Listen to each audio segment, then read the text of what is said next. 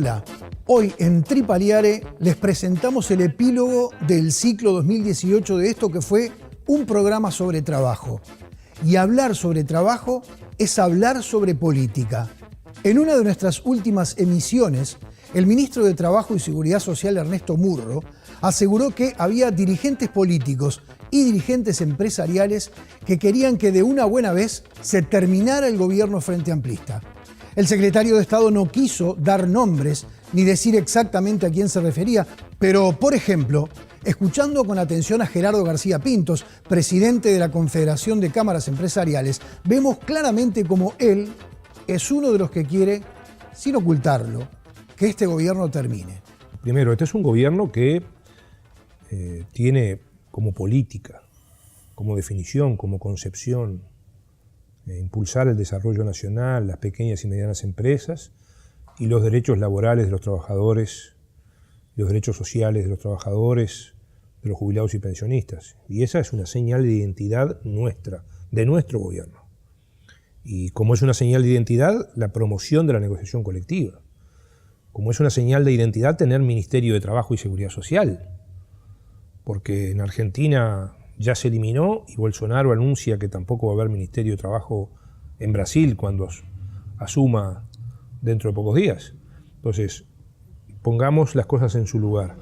De todas formas, por otro lado, simplemente un apunte. Eso supongo que ya ha sido puesto a prueba a lo largo de la historia, porque, si mal no tengo entendido, el Ministerio de Trabajo existe desde 1967 y ha pasado mucha agua por debajo del puente. Sí, pero en Argentina y Brasil incluso también. Incluso una dictadura. En Argentina y Brasil también existían, y los eliminaron. Entonces, prevengámonos, porque hay, sin duda, intereses en Uruguay que pueden ir en ese camino. Por tanto, por un lado, eso. ¿Intereses por otro partidarios? Y partidarios y de algunos dirigentes de algunas cámaras empresariales. Por ejemplo. Y hay gente que lo ha dicho públicamente, quiere voltear a este gobierno. Dice, de este gobierno ya no esperamos más nada, vamos a seguir otro camino. Uruguay está caro para vivir, está caro para producir. Si nos comparamos con la región, por ejemplo con combustibles y con tarifas públicas y con el costo de funcionar en Uruguay, que hace que haya dificultades en las empresas, y esas dificultades de competitividad más los cambios tecnológicos que están ocurriendo en el mundo hacen que, y una cierta inseguridad, hacen que lamentablemente una de las variables de ajuste es el empleo. Las empresas que pueden no renovar situaciones laborales no lo hacen. Hay endeudamiento de las empresas, han habido cifras importantes de concordatos y hay empresas que cierran sin concordatos. Entonces, lamentablemente, eso es una variable de ajuste que está ocurriendo. En el último año han caído del orden de 20.000 puestos de trabajo en Uruguay, pero una economía como la nuestra es importante. Y creo que está bueno estas reflexiones, porque creo que la sociedad uruguaya debemos cambiar de alguna manera los rumbos en los cuales estamos. La diferencia en el precio, por ejemplo, de los combustibles está en el costo del funcionamiento de ANCAP y está en la carga tributaria que tienen los combustibles en el Uruguay. Entonces, es una decisión política. ¿Qué podemos hacer los uruguayos? Y bueno, cambiar esa decisión política para hacérsela más fácil a la población y a la producción, y de alguna manera creemos que eso sería el inicio de cortar un círculo vicioso, transformándolo en algo virtuoso. A lo largo de este ciclo nos quedó la sensación de que tanto en el sector empresarial uruguayo como en los partidos políticos de corte más liberal no se comparte la lógica idea de que el partido que gana las elecciones aplica políticas que están en sintonía con su ideología. Julio María Sanguinetti, 2 veces presidente de la República, niega esta posibilidad. También Juan Maylos, dirigente de la Cámara de Comercio y Servicios del Uruguay, se queja porque en el Ministerio de Trabajo hay demasiados jerarcas provenientes del movimiento sindical. Yo lo que creo que el Estado tiene un rol, que es conciliar los intereses. ¿Por qué? Porque el Estado democrático, conforme a nuestra Constitución, representa el interés general. Ni el interés patronal, ni el interés gremial, ni el interés ganadero, sino todo aquello que representa el interés colectivo para armonizar todos esos intereses que son todos legítimos. Pero usted ve mal que la actitud del Estado en esa relación de tres tenga una inclinación hacia un lado o hacia otro, en sintonía con la base ideológica del gobierno. Yo no creo en la base ideológica, porque si usted actúa sobre la base de la lucha de clases y cree que la lucha de clases debe predominar la clase proletaria para marchar hacia la dictadura del proletariado, partimos de bases distintas. Yo parto de la base democrática y digo que tiene tanto derecho el sindicato a existir como la empresa a existir y que deben conciliarse ambos términos dentro de las leyes de una economía liberal y de una democracia liberal. Entonces, pero, presidente, esa es la diferencia. Ahora, el Estado, no, porque el error es creer que una es la parte fuerte y otra es la débil. Hay un posicionamiento tendiente al trabajador por parte del Ministerio de Trabajo. Sin lugar a dudas hay una identidad ideológica hoy entre el movimiento sindical y el Ministerio de Trabajo, y además las autoridades del Ministerio de Trabajo son todos ex-sindicalistas y hacen gala de eso cuando tienen que aplicar las soluciones. Yo en su momento pensé que iba, quizás un poco ingenuamente, que iba a haber cierto equilibrio y que iba a haber cierta neutralidad. Hoy no estoy tan seguro de que las soluciones propuestas sean con carácter neutral. Pero bueno, es lo que nos toca vivir y bueno, y con es eso... lo que nos toca vivir. ¿No es natural? No, yo creo que no. Ideológica. Yo no creo que sea natural. ¿No la había del 2005 para atrás, pero a la inversa? ¿Usted cree que había ecuanimidad y que había objetividad en el Ministerio de Trabajo, en los gobiernos de corte más liberal? Por lo menos... lo que yo viví y lo que yo recuerdo es que si había subjetividad, no había una subjetividad del grado que hay hoy. Por lo menos para decir algo, digamos, una respuesta de compromiso. Si había subjetividad antes, no la había de la manera que la hay hoy. Y eso, bueno, hay veces que genera resentidos con causa. En el próximo contrapunto vamos a ver con absoluta nitidez las diferencias ideológicas entre el movimiento de trabajadores y al menos el sector más conservador del empresariado. Lo que para unos es muy bueno, lo mismo, para otros es muy malo. Observen cómo Gerardo García Pintos, presidente de la Confederación de Cámaras Empresariales, pone a Paraguay como buen ejemplo de clima de negocios. Y después, el presidente del PIT-CNT, Fernando Pereira, sin saberlo, pone a Paraguay como ejemplo para exigir el respeto a los derechos de los trabajadores. ¿El empresariado uruguayo está conteste a acompañar los cambios tecnológicos? ¿Está dispuesto a invertir para acompañar los cambios tecnológicos? Es lo que trataba de explicarle anteriormente. Está dispuesto siempre y cuando tenga un clima razonable para funcionar. Cuando el clima de negocios hay cierta inseguridad de qué va a pasar, si van a haber cambios, cómo van a haber cambios, cómo va a ser la ecuación económica, ahí nos transformamos en conservadores. ¿Por qué los uruguayos cuando se van afuera a la región, las empresas uruguayas que se van fuera de la región, por ejemplo a Paraguay, tienen un esquema mucho más activo y mucho más proactivo y mucho más arriesgado? ¿Por qué? Porque el clima de negocios les es más favorable. Pero en Paraguay está claro que hay una desregulación total de muchas cosas, incluso del mercado laboral. Hay una desprotección absoluta del trabajador en Paraguay. Puede ser, pero no lo tome solamente por el trabajador, porque hay otras cosas. Los combustibles son más baratos, las tarifas públicas son más baratas, la carga impositiva es más suave. Y tenemos una sociedad que hay o muy ricos o muy pobres, García Pintos. Usted no se olvide que Paraguay, y yo me duele decirlo porque, en fin... Le cambio el ejemplo. Los mismos uruguayos que van a Argentina, empresas uruguayas que van a Argentina o que van a Brasil y que tienen una impronta de inversión diferente. Entonces, países que ahora últimamente están promoviendo la desregulación laboral. Ahora, tenés dos modelos. O asumís que este es un modelo con formación profesional, educación formal de calidad, acceso a la cultura de las personas, tiempo libre para el ocio. Entonces, si esto es lo que queremos construir, esta es un tipo de sociedad. Puede ser la paraguaya también.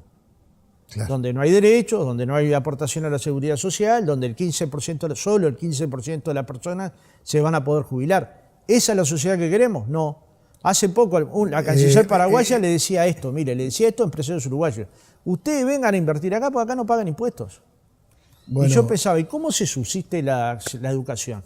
La salud pública. es increíble porque el ejemplo que vos acabas de poner es el mismo que ponen muchos empresarios que dicen, ¿por qué es tan fácil? O sea, se quejan de lo difícil que es invertir en Uruguay y de lo caro que es el Estado, los tributos, las tarifas de los distintos servicios, de combustible, de energía, de telecomunicaciones. Y dice, sin embargo, en Paraguay es facilísimo. Bueno, ahí está la explicación. Bueno, En lo que realidad, pasa hay es que una los pobres desregulación no total y tienen una nada. desprotección El social trabajador total. no tiene nada. Nadie sabe las chapas de los taxis que son. Digamos, vayan un día a Paraguay y dediquen un par de días a preguntar.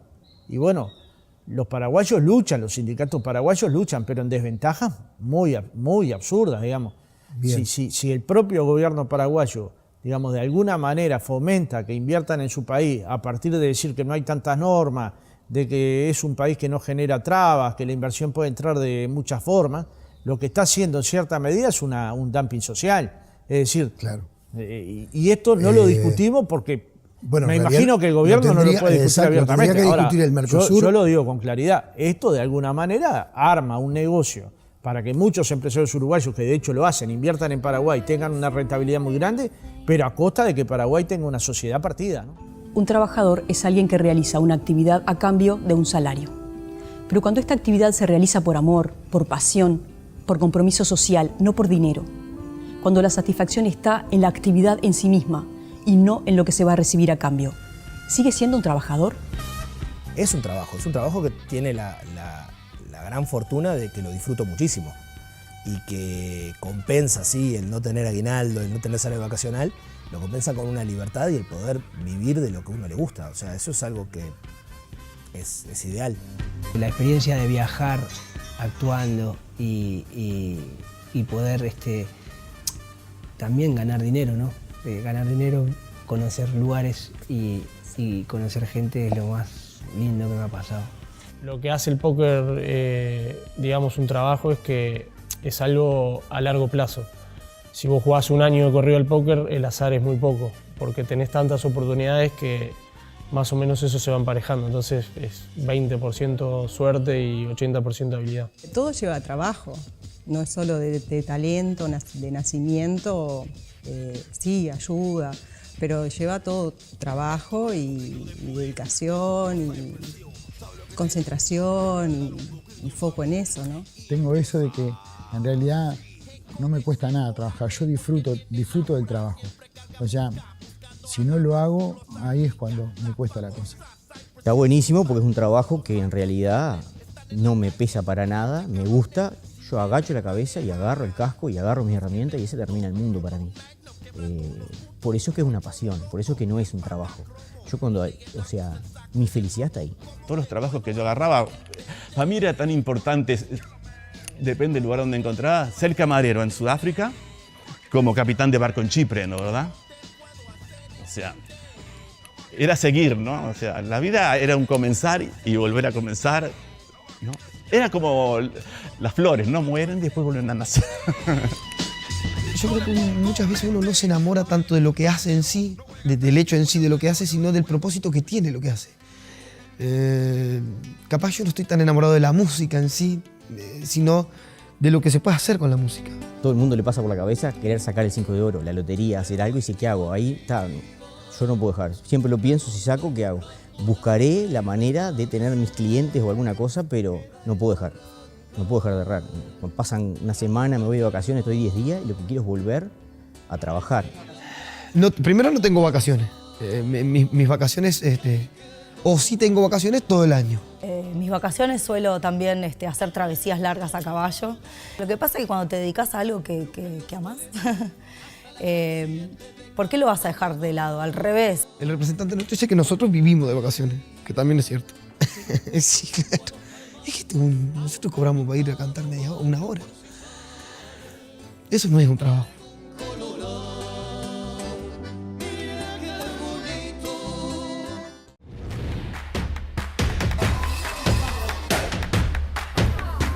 Si alguien nos dice que 25% de los trabajadores uruguayos no tiene cobertura de seguridad social, seguramente nos escandalicemos. Pero hay peores. En América Latina hay 145 millones de trabajadores que no tienen cobertura de seguridad social. El promedio en el Uruguay, obviamente, es mejor que el de América Latina, claramente.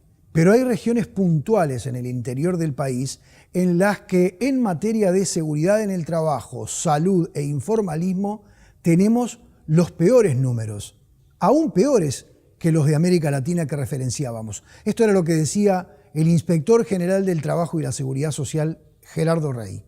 En informalismo, el rural, servicio doméstico, aún dentro de los avances, porque en el doméstico estamos hablando de que en el 2006 había 43.000 cotizando al BPS y hoy hay 75.000, pero aún valorando mucho lo conquistado, rural, doméstico son los sectores de mayor informalismo.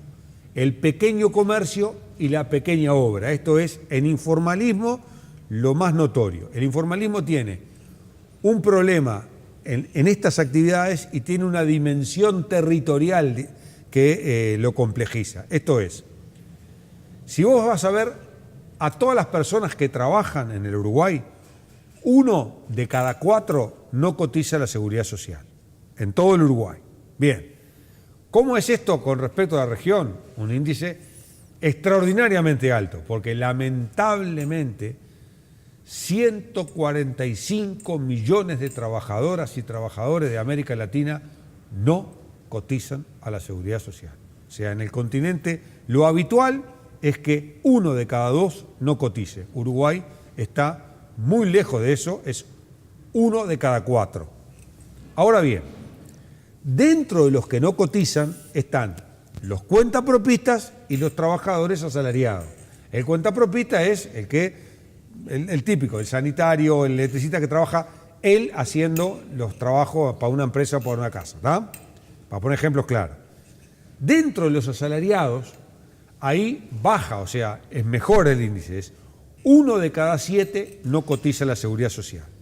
Pero no es lo mismo en este índice en todo el Uruguay, porque Artigas, Cerro Largo, 33, Rocha son departamentos y Rivera, esos 5, son departamentos que tienen el doble de la media. O sea, hay un índice general están más alineados con lo que es América Latina. Pero aquellos se parecen a los peores de América Latina. Eso es en informalismo.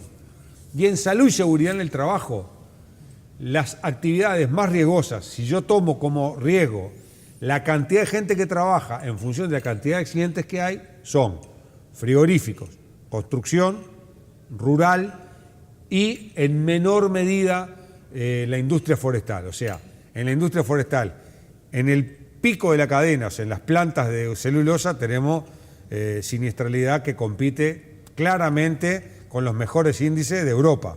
Y en la punta... En los montes. En los montes, ahí tenemos, y en los aserraderos chicos, una siniestralidad muy alta. Desde los consejos de salarios que se celebraron en 2016, tanto el sector empresarial como el gobierno vienen haciendo advertencias en el sentido de que pretender mejoras salariales demasiado ambiciosas puede poner en riesgo la cantidad de puestos de trabajo. Para el movimiento sindical, este es un fantasma que se agita. En el próximo tramo vamos a ver cómo el asesor económico de la Cámara de Industrias dice frontalmente, sin tapujos, que para el empresario el trabajo es un costo más, es un insumo más, que lo compra si puede y si no puede no lo compra. Bueno, el mercado laboral es un mercado como cualquiera en el sentido de que si el precio de lo que uno está poniendo, en este caso por su trabajo, está por encima de lo que el otro puede pagar, no lo va a comprar, no lo va a contratar. O sea que desde ese punto de vista, en última instancia, el mercado funciona de esa forma. Es sano además de que funcione de esa forma. Breve paréntesis, breve digresión. Te saltó el liberalismo ahí, ¿verdad? Te saltó el liberal, porque justamente exactamente lo contrario a lo que acabas de decir es lo que plantea, por ejemplo, el PIT-CNT y su base ideológica más bien progresista o de izquierda. Dicen, no se debe tratar al trabajo como a una mercancía. Vos lo acabas de plantear como una mercancía. Lo que pasa es que para una empresa el trabajo es parte de los costos. Llevarlo a una mercancía me pareció un poco, no sé, no se compara una cosa con otra. No, pero eso no es una variable más del mercado, el pero trabajo. No cabe duda, claro, es un costo más para la empresa. O sea que si algo no se puede pagar, no se va a contratar. Y realmente creo que en ese sentido, insisto, yo me pongo más en el lugar de los trabajadores para este razonamiento que tú haces que del lado de la empresa. O sea, yo creo que es mejor tener un empleo en este momento o en los momentos de dificultad, como tú mismo invocabas, a perderlo por estar exigiendo un salario que la empresa no me lo puede pagar. Pensemos que una canasta tiene que andar, una canasta para vivir adecuadamente tiene que andar en los 60.000, ¿no? Entonces pensar que un salario de 15.000 pueda, digamos, con otro de 15.000 puedan contribuir a tener, digamos, todas estas cuestiones que son mínimas para construir una vida digna, con acceso a la cultura, acceso a una vivienda que tenga las mínimas comodidades, luz, agua, los servicios públicos, bueno, parecería que está lejos de esa realidad. Por eso esta disputa, ¿no? Salarios menores de 20.000 pesos y al mismo tiempo mantenimiento de los puestos de trabajo. Y tiene que ir de la mano. Cuando las patronales nos pretenden encerrar en un discurso de que o es trabajo versus salario, nosotros decimos, bueno, nosotros queremos las dos cosas. Es decir, ¿Trabajo que haya... versus salario es una falsa oposición? Para nosotros sí. Pero también la esgrime el gobierno. Sí, estamos, discrepamos con el Poder Ejecutivo, ¿no? Es decir, ahí lo que nosotros establecemos es la importancia de las políticas productivas, de la política industrial, inclusive remando contracorriente. Es central la inversión de las empresas públicas. Aunque parezca difícil de creer, José Pedro Varela, un liberal, seguidor de John Stuart Mill, hacía una muy fuerte crítica a aquellos que aspiraban a acceder a la función pública. En este tramo vamos a escuchar al experto Alberto Sayagués hacer un paralelismo crítico entre lo que es un trabajador privado y un trabajador público. Asimismo, en contraposición, el director de la Oficina Nacional del Servicio Civil, Alberto Scavarelli, trata también en este tramo de desmitificar aquello que tanta gente cree, que los empleados públicos son demasiado. Pero antes, Scavarelli hace referencia a algunas personas que tienen contratos de trabajo privados con el Estado y que demoran meses en cobrar su primer salario. Al mes, la persona que empezó a trabajar tiene que cobrar, ¿verdad? Sí, claro. ¿Usted tiene claro que hay gente en el Estado, hay veces que tiene que esperar 6 meses para cobrar su primer sueldo? No, lo que ha sucedido es que han habido situaciones que requirieron definiciones legales por la naturaleza del contrato.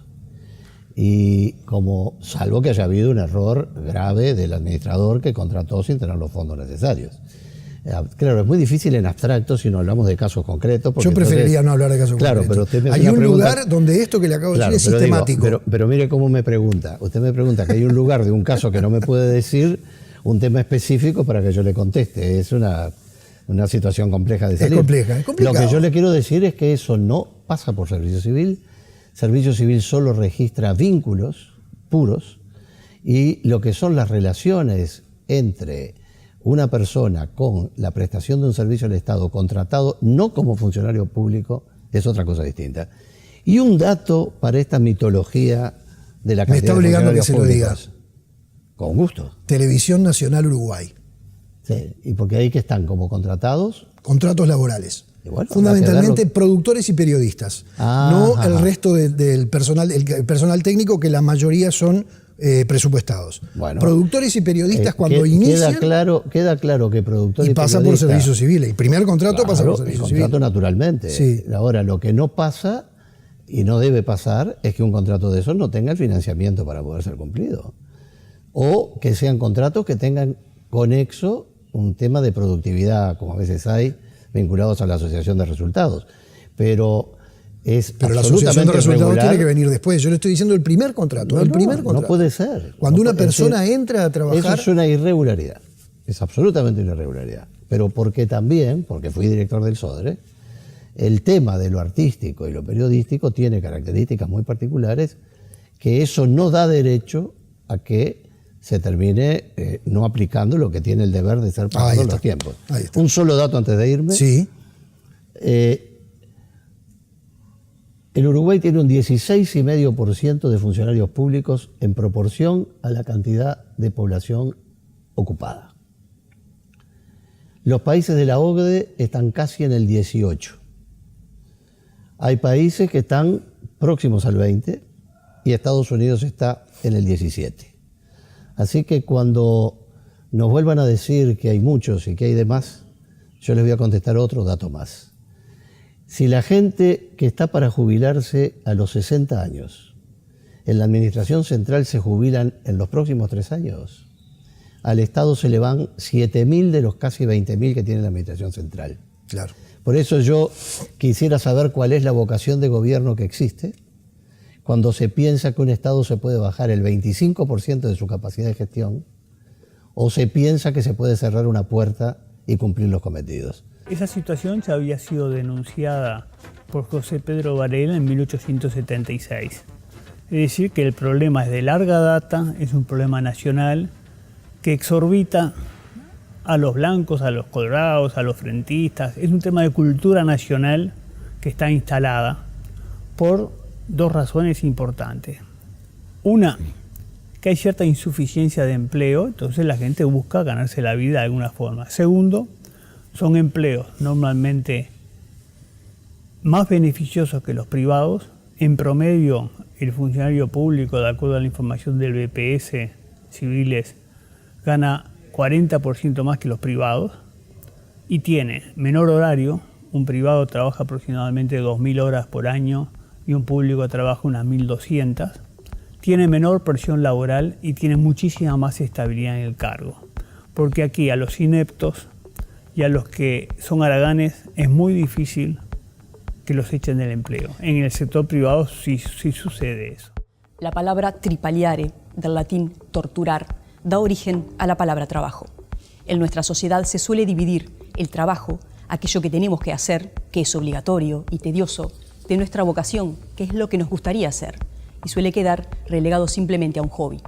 Cuando ambas cosas se unen, cuando uno hace lo que quiere, no solamente lo que debe, es cuando el mundo cambia. Sabía que no me iba a volver rico con esto y que no era una manera como de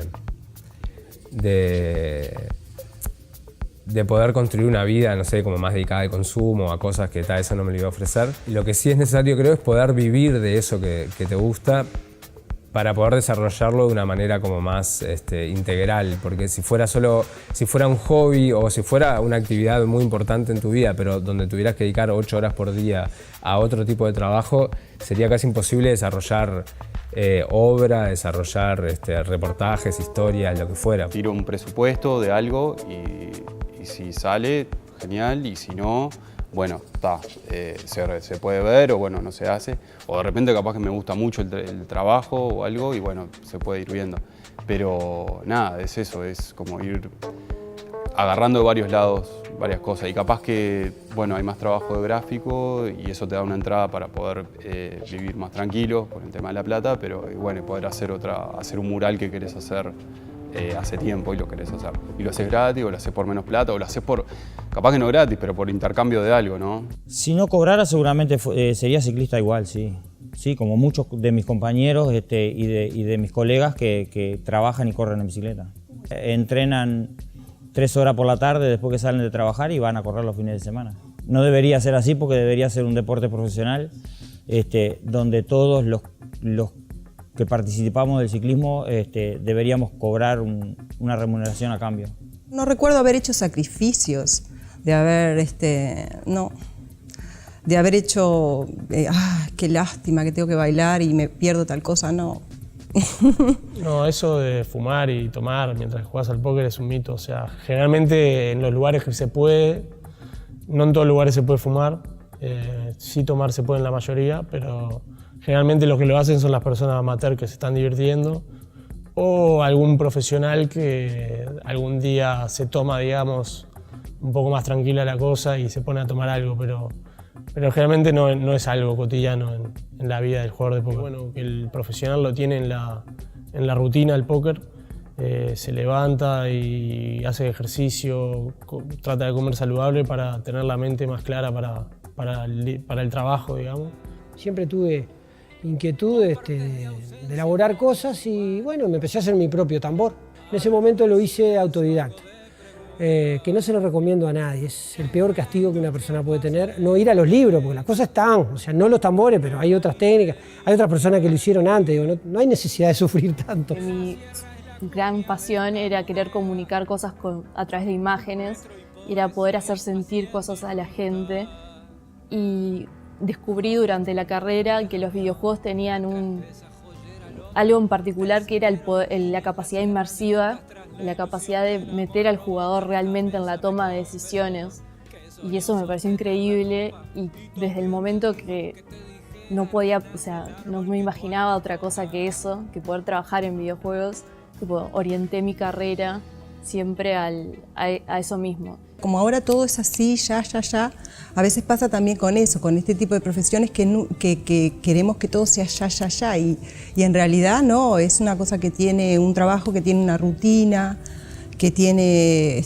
un trabajo previo también que uno tiene que hacer cuando va a hacer una clase, una concentración, un salir de los celulares, un meterse adentro de lo que va a hacer. Y sí, me muevo con mi vestuario, me muevo con mi maquillaje, me muevo conmigo, voy conmigo y es más fácil, ¿no? Porque teniendo la herramienta en uno, eso es lo que más me gusta, ¿no? Lo que más placer me da, poder moverme y poder trabajar en cualquier parte del mundo conmigo mismo. Y quería cruzar el océano como fuera.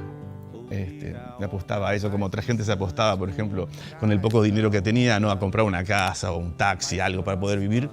Yo aposté a la aventura. Sujar pé de areia pra depois lavar na água.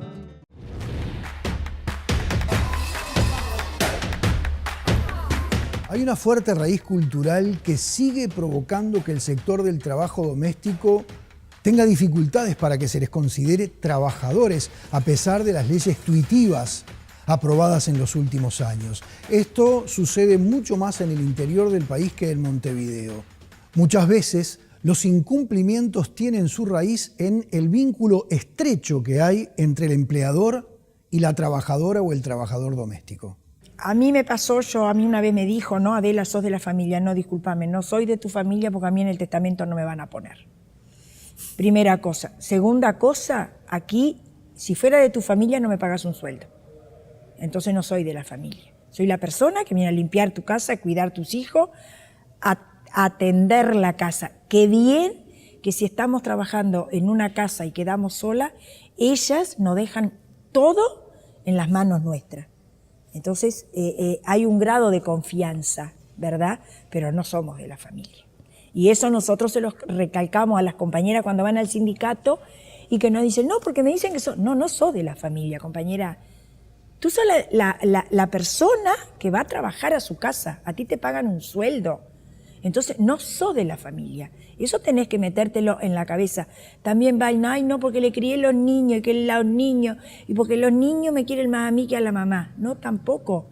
Son los hijos de tus patrones, no son tus hijos, no son tus nietos. Son los hijos de tus patrones. Pero a veces se genera un vínculo afectivo. Sí, se genera... Fundamentalmente con los niños. Con los niños. Yo lo viví. Yo crié 16 gurises ajenos. Con eso le digo todo. Yo así, y hasta el día de hoy, hay 3 de ellos que me siguen llamando por teléfono. Hasta el día de hoy, el día de mi cumpleaños. Pero no son mis hijos. Y yo dejé, como todas decimos, dejamos nuestros hijos para cuidar los hijos de nuestros patrones. ¿No? Porque es así, porque precisamos el dinero y porque estamos en una situación mala y muchas somos cabezas de familia, somos madres solteras criando hijos, ¿verdad? Entonces, por eso es el tema. Pero nosotros tratamos de inculcar a la compañera que se mentalice que no es la familia, son patrones. Tenemos compañeras, sí, que no logran que les paguen lo que corresponde, sí, obvio, y en el interior más que Montevideo. Eso es así. Montevideo es como que es un país aparte. Digo, lo que nosotros sacamos es para todo el Uruguay, pero en el interior cuesta mucho más. Y aquí en Montevideo nos pasa esa situación que usted dice. El tema está que la compañera llega al sindicato y esto se hace por intermedio de los abogados que citan a los patrones a la DINATRA, entonces ahí es donde se llega a un acuerdo.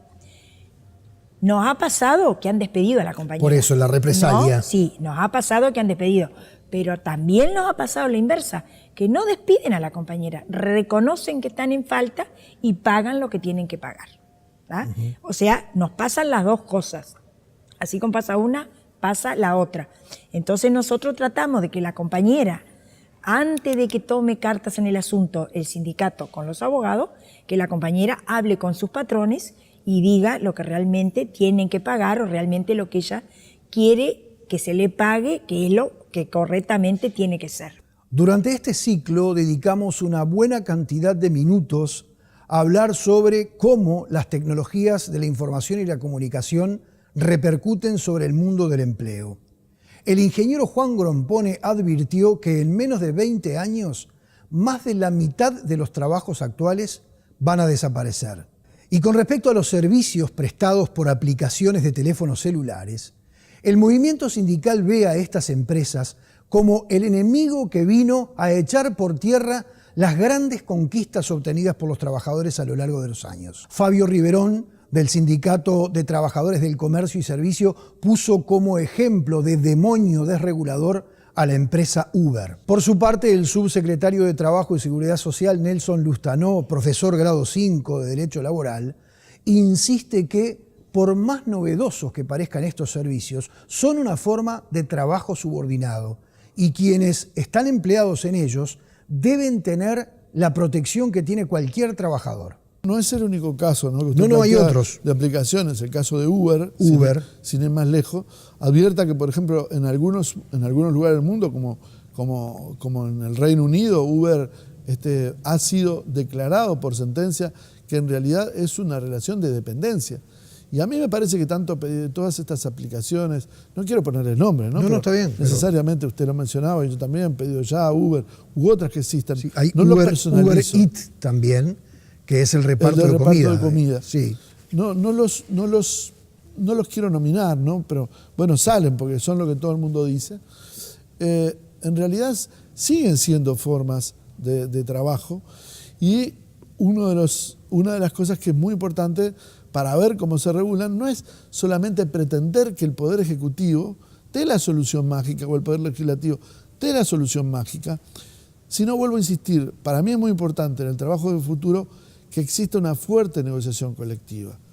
Uber dice, no, estos no son trabajadores dependientes. Bueno, porque ponen su vehículo. Bueno, es muy relativo. También conozco gente que trabaja en Uber y no son trabajadores independientes, sino que son de una persona que es titular del vehículo. Es decir, acá se entrelazan cosas. Me parece que esto es como la baraja, ¿no? Hay que volver a mezclar las cartas y dar de vuelta. Pero hay que repensar que toda esta gente vive de estos fenómenos. Entonces, la regulación va a necesitar negociación colectiva, pero además una amplia libertad sindical. Porque en estos casos es absolutamente necesario que esta gente se pueda organizar. Pongámosles con el nombre de sindicatos o con el nombre del que sea, pero van a tener que interactuar como grupos intermedios, como organizaciones intermedias en la sociedad. La mayoría de las empresas que están trabajando atrás de la situación del cambio tecnológico vienen por una desregulación. Nosotros lo hemos manejado en esos términos, vienen por la precarización laboral. Lo tenemos claro que esa es la puntería. Uber es el ejemplo bien concreto que tenemos en Uruguay de para dónde van en realidad. Lo que yo te decía recién, el yo sentirme patrón, dueño de mi empresa, manejo mi horario, tengo libertad para todo eso en realidad, y después si uno pasa raya se da cuenta que en realidad no estaba registrado en la seguridad social, no tenía derecho a nada, me tenía que hacer cargo del 100% de los costos del automóvil, todo un montón de cosas que claramente llevan a correr todos los riesgos, ¿no? Correr todos los riesgos. Entonces a nosotros nos preocupa esa situación. Bueno, estamos en el medio de una nueva etapa de la sociedad capitalista y de la producción, ¿no? Es decir, las tecnologías de la información cambiaron prácticamente todos los sectores, cambiaron o cambiarán todos los sectores de la economía, es decir, ninguno se va a escapar de esto. Y bueno, esto trae muchas consecuencias. La consecuencia más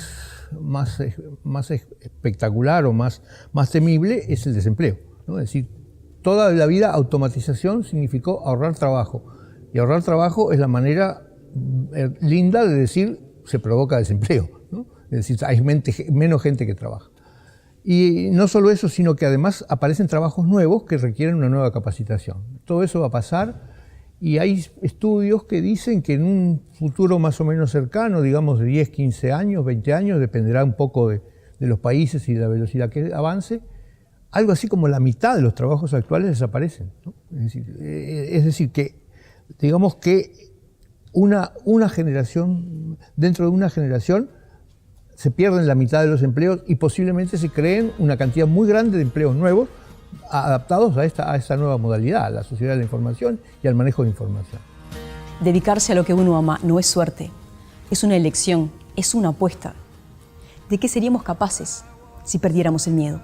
Yo tenía 23, 24 años y estaba como entre dos mundos. Estaba entre dedicarme a algo más corporativo, o mi sueño, que eran los caballos. Y tenía mi vida laboral, realmente tenía como dos vidas en paralelo.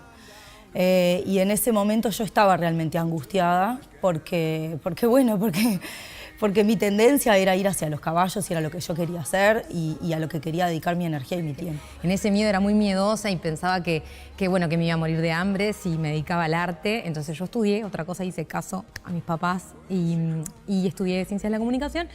Y de hecho ejercí durante varios años en diferentes instituciones como comunicadora, pero bueno, era empleada pública y en un momento esa actividad me empezó a torturar, me empezó como a enfermar adentro. Yo sentía que no tenía espacio para desarrollar mis proyectos y bueno, tenía que tomar una decisión. O me seguía como absorbiendo el organismo público o empezaba a forjar mi camino y bueno, aún era bastante joven, no tenía hijos y bueno, y dije, es ahora. No me siento un tipo valiente, pero esas decisiones siempre requieren de un grado de valentía y también de apoyo, ¿no? Creo que la enorme ventaja de trabajar independiente o de no estar fijo en una plantilla, es que podés desarrollar historias de manera más dedicada y con más tiempo y con más posibilidades de investigación y de profundización en los temas, que eso está buenísimo y de hecho es el área que me interesa más desarrollar. Y después nada, tiene la desventaja esa de estar todos los meses pareciendo que te vas a morir de hambre, pero al final salen 2 o 3 cosas y el mes siguiente no sabes bien qué va a pasar, pero salen 2 o 3 cosas más y más o menos en esa órbita te vas moviendo y todo va fluyendo y se sigue moviendo bien y no llegas a la inanición. Es cierto, la seguridad no existe. Ahora yo medio que me he acostumbrado, pero en los primeros años la idea de despertarme de noche y pensar qué pasa si el mes que viene no sale tal trabajo, y sí, era una espada de Damocles ahí siempre sobre la cabeza. Después como que me fui dando cuenta que es cuestión de en los meses malos aguantar porque va a haber meses buenos. Desde el 2005 que estoy trabajando para mí y de hambre no me muero, como es evidente. Yo creo que sí, que se puede vivir. Lo que pasa es que es un tema de ver cómo querés vivir. Y si es tan importante la parte económica. Capaz que hay que renunciar un poco a eso y poder darse otros lujos, otros gustos. Está lleno de gente por amor a la camiseta, de eso se hace el ciclismo. He tenido muchas oportunidades para hacer otra cosa, ganar más dinero o lo que sea, y las he desechado. Yo he dejado todo por la bicicleta. Nada me ha desviado del objetivo que me he puesto en mi vida, que es ser ciclista. Entonces siempre prioricé el deporte ante cualquier otra cosa. Por momentos se torna complicado o querés abandonar porque decís, bueno, me tengo que dedicar a un trabajo más estable. En España he aportado en 19 años, he aportado la mitad. Porque claro, también está que haces trabajos en negro, ¿no? Entonces sí que he pensado en ese futuro próximo de cómo será sin jubilación. Pero no me afecta, no me detiene a ponerme a trabajar en un lugar donde pueda aportar cada mes y tener una vida. Ya está, ya fui por ahí, ahora es seguiré por ahí, ¿sabes? No pienso en la jubilación, vivo hoy y pienso en hoy. Había aprendido en los caminos a dejarme ser feliz. Jamás desconfiaría de los amigos que me regala la tierra ni de tanta belleza que por ahí me encontrara. Porque desconfiamos muchas veces de la belleza o los momentos buenos. Hay que buscarlo, ¿no?